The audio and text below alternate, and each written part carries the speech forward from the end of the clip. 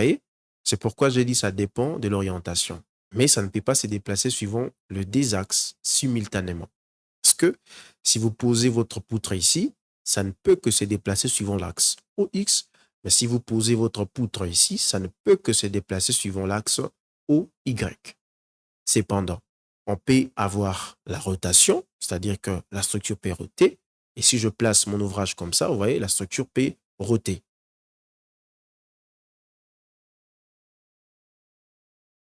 Donc, il suffit d'avoir une bonne imagination pour comprendre bien les choses. Alors ici, nous n'avons qu'une seule réaction d'appui. Ainsi, pour faire la vérification, on va tout simplement faire D égale à D plus 1 moins 3.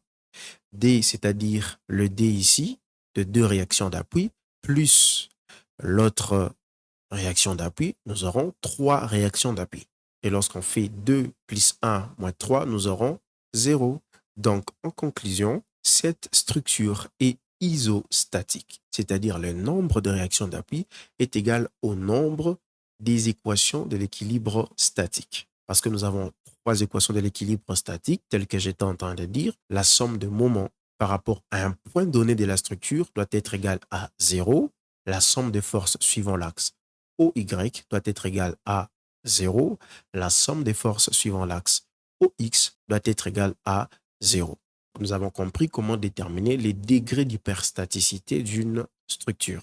Alors ici, nous voyons que c'est une poutre qui est isostatique, mais lorsque vous faites les calculs et que vous réalisez que le degré d'hyperstaticité est égal à moins 1, moins D, moins 3, sachez que c'est une poutre hypostatique, c'est-à-dire c'est une structure instable. Et si vous faites les calculs et vous trouvez une valeur supérieure à 0, c'est-à-dire vous avez 1, 2, 3, 4, 5, je ne sais pas moi combien, jusqu'à l'infini, sachez que votre structure est une fois hyperstatique.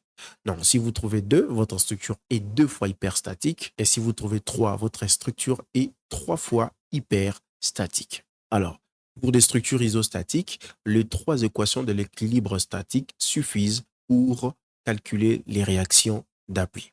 Mais pour des structures hyperstatiques, là, j'en parlerai une autre fois. Merci d'avoir suivi cette première partie de cette vidéo où j'ai eu à expliquer comment déterminer les degrés d'hyperstaticité d'une structure. Et je vous dis merci d'avoir suivi cette vidéo. Je suis l'ingénieur Nathan Fritti, ingénieur en bâtiment et travaux publics. Je suis en République démocratique du Congo. Et si vous avez apprécié cette vidéo, pourquoi pas vous abonner et faire un tour vers ma chaîne YouTube NF Big. Alors, je vous dis encore une fois merci et à la prochaine.